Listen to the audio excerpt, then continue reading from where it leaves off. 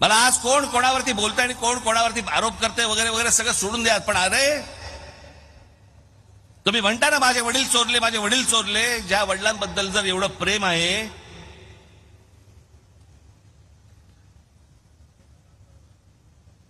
मी एकच क्लिप तुम्हाला दाखवायला आणली आहे, एकच. मी खरं तर एकदाच बोललो होतो मागच्या त्या सभांमध्ये, लावतो तो व्हिडिओ. ते आपल्या सगळ्यांनी लावतो तो व्हिडिओ आपलं ते सगळं सुरूच केलं. पण आता सांगतोय लावतो व्हिडिओ, हे नीट ऐका. किंवा वय झालेल्या बाळासाहेब ठाकरेंच्या हातात, म्हणजे 80-85 वर्षाच्या म्हातारीच्या हातात तलवार देऊन काय उपयोग होणार आहे? हात थरथर करायला लागले आणि त्या हातात तलवार. तरली बाण पोरं काही गोट्या खेळायला गेलीत का? गेली ते गिली दंडा खेळायला लागलीत का? ह्याच्यावर आग्रह कधीच होत नाही. परत लाव.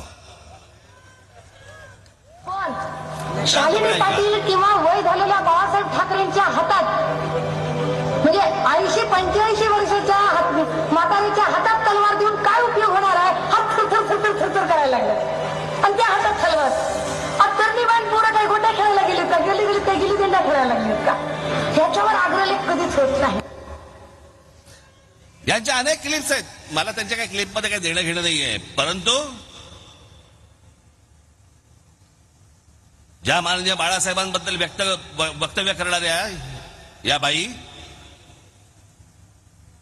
70-75-80 वर्षाच्या म्हाताऱ्याच्या हातामध्ये तलवार दिल्यावरती लटलटणारा हा हात,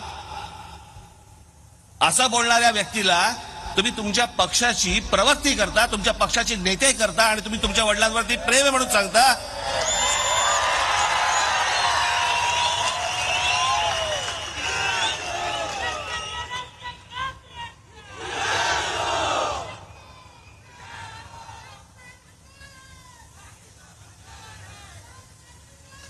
ज्या छगन भुजबळांनी माननीय बाळासाहेबांना अटक करण्याचा प्रयत्न केला होता,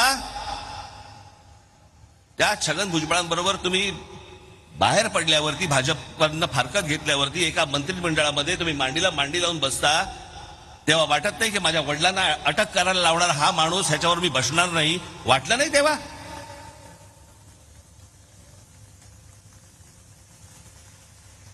कसला फोडाफोडीचं राजकारण सांगताय तुम्ही?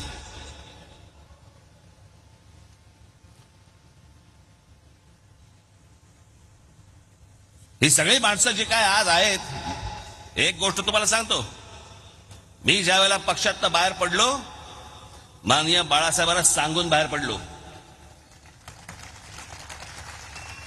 मी भेटायला गेलो, त्यांनी मला असं मला अजूनही आठवते, त्यांनी माझे असे हात केले. मी त्याच्या जवळ गेलो, आम्ही दोघांनी मिठी मारली एकमेकांना. मी म्हटलं येतो मी.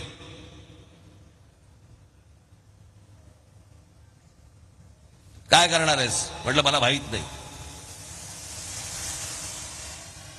पण एक निश्चित मनात होतं, माननीय बाळासाहेब ठाकरे सोडून कोणाच्याही हाताखाली काम करणार नाही.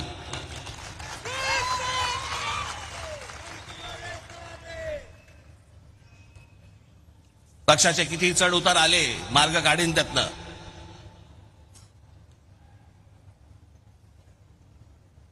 यांनी काय पाहिलंय? मला असं वाटतं कुठेतरी मध्यंतरी ते सगळं सुरू होतं की ह्यांना सगळ्यांना सिंपती मिळाली. कसली सिंपती? 2-2.5 वर्षापूर्वीचा काळ काढून बघा. शिवसेना आणि भारतीय जनता पक्ष तुम्ही एकत्र निवडणूक लढवलीत ना रे. लोकांनी तुम्हाला एकत्र म्हणून, तुम्हाला युती म्हणून मतदान केलं होतं ना. तेव्हा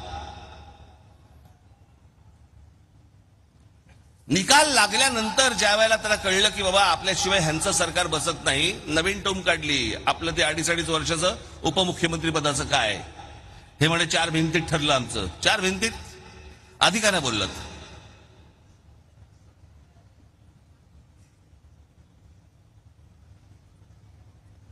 म्हणे अमित शहा आणि आमची म्हणे बैठक झाली एका खोलीमध्ये आणि तिकडे ठरलं की आम्ही 2.5 वर्षाचं आम्ही करणार. नरेंद्र मोदींची सभा झाली, तिथे हे व्यासपीठावरती उपस्थित नरेंद्र मोदी स्वतःच्या भाषणामध्ये सांगतायत की आमचा पुढचा मुख्यमंत्री देवेंद्र फडणवीस असणार. का नाही आक्षेप घेतलात? अमित शहाच्या सभेमध्ये व्यासपीठावर तुम्ही बसलेले होतात. तिथे अमित शहा म्हणाले आमचा पुढचा मुख्यमंत्री देवेंद्र फडणवीस असणार. का नाही आक्षेप घेतला तेव्हा तुम्ही?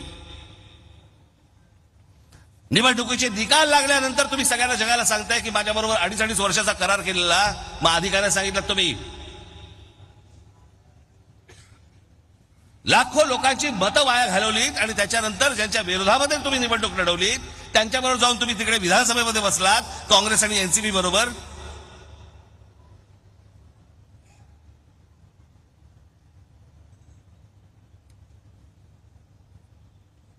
आता ते इथे आहेत.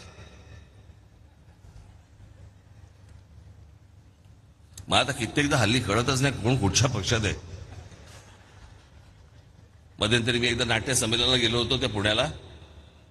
5 नगरसेवक आले. मला म्हणाले जय महाराष्ट्र साहेब. म्हटलं बोला. आम्ही राष्ट्रवादीचे नगरसेवक. म्हटलं कोणाचे? 2 म्हणाले आम्ही शरद पवार साहेबांचे. 3 म्हणाले आम्ही अजित पवार साहेबांचे. हे तुम्हाला सांगण्याचं कारण एवढं